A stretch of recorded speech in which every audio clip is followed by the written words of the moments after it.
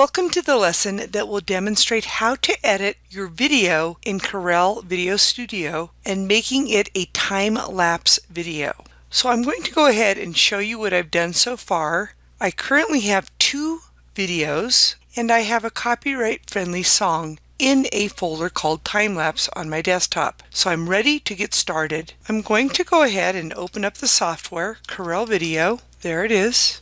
When it loads, I'm going to choose Edit. And before I even start, I'm going to add my title. I find it much easier to add the title at the beginning, so you choose the T and you look for a style that you like. So I will go ahead and I'm going to right-click on this one and choose Insert to overlay track 1. And you can go ahead and drag this over so you can see more of the video timeline. Before proceeding, you want to go ahead and save this project by going to File, Save As, go to that desktop folder on your desktop. In this case, I called it time-lapse, and I'm going to go ahead and call it time-lapse video. You can call it what you want, but it should be relevant.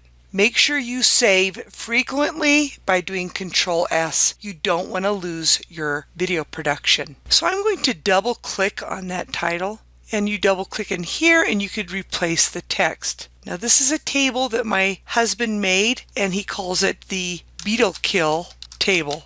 And you can go ahead and click on it and drag it. You can double click on that and select it, and you can change the font as well. So you can choose a different font if you so choose. I want it to be readable, so I would not pick that font. So I'm going to go ahead and play with this. So I went ahead and moved this over to make it easier to see the text options, and I'm going to change this as well by double clicking and by putting my name. And if I want to move it, I would just select it and move it under here, double click to select it, and then change the font here again. And you might want to make it larger. To make it larger, you would select it till you got this option and then drag it to make that larger. So I'm pretty happy with this for now.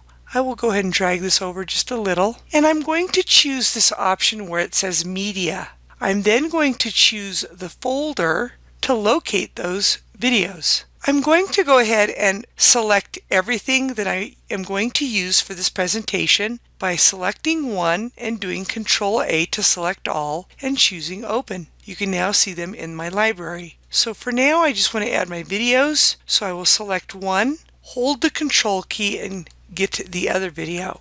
I will then right-click and choose Insert, Overlay Track 1. And I'm going to go ahead and drag this over so I could see more of the timeline. So here's my title, and then here's my video. If I scroll down, you'll see my other video.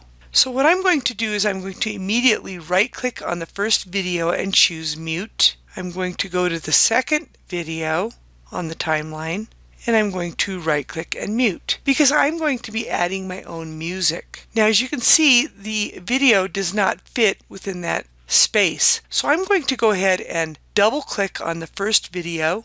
I'm going to have to move this over again.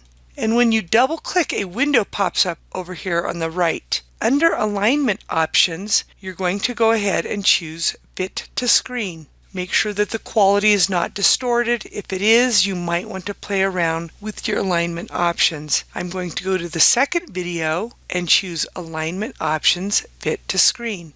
Now the first video I want to actually speed up. The second video I'm most likely not going to speed up. So again, I will move this over. I want to point out that you can zoom in and zoom out. So I'll go to the beginning of the video. I'm going to right-click on that first video and do Speed Time-Lapse. I'm actually going to bring it up to the fastest option. You might want to play around with that. This is my preference. I want it to be really fast. I also want you to take note that the video is currently 5 minutes and 35 seconds. When I click OK, that number should significantly go down.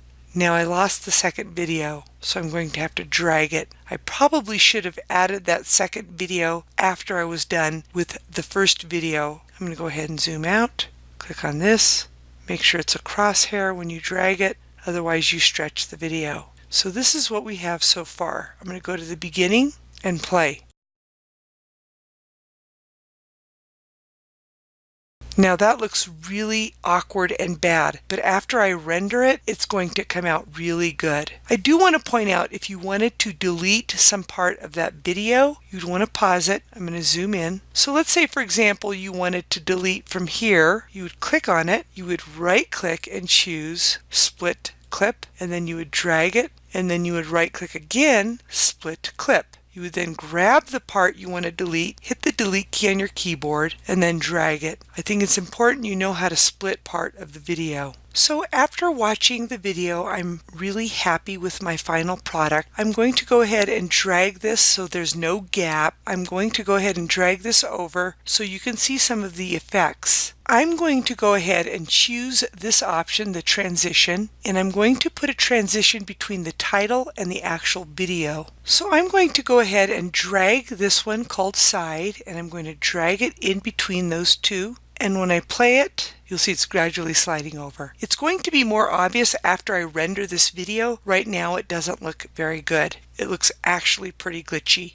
Since I made changes, I still have to move this video at the end so there's no gap. And again, you can go to the transitions and choose another transition if you so choose. I like consistency, so I'm going to drag the slide again. Now that I am ready to add music, I'm going to go ahead and open up the media, scroll down, locate the song I brought in. I'm going to right click, insert to voice track. I'm going to scroll to the end of the video, and I'm going to click down so that I can right click on that sound so it doesn't go much further past my media. You don't want a blank screen with music playing. So I'm going to right click, and I'm going to go ahead and choose split clip. I will select that last part, hit the delete key of the keyboard, and then I'm going to right click on the music, choose fade in, right click again, and choose fade out. I will watch it before I save it to make sure it's how I would like it to be. One thing I learned is if you click on the video and play it, you won't hear the audio. If you click on the audio and click the play button, you'll hear the music, but you won't see the video. So I discovered that if you click here and start playing, you can preview your media. Once you've previewed your video and you're really happy with it, you would choose Share. When this window pops up, you choose the MPEG 4. I'm going to go to the file location and click on that folder, and I'm going to save it in my time-lapse folder on my desktop. I will call it Final Movie.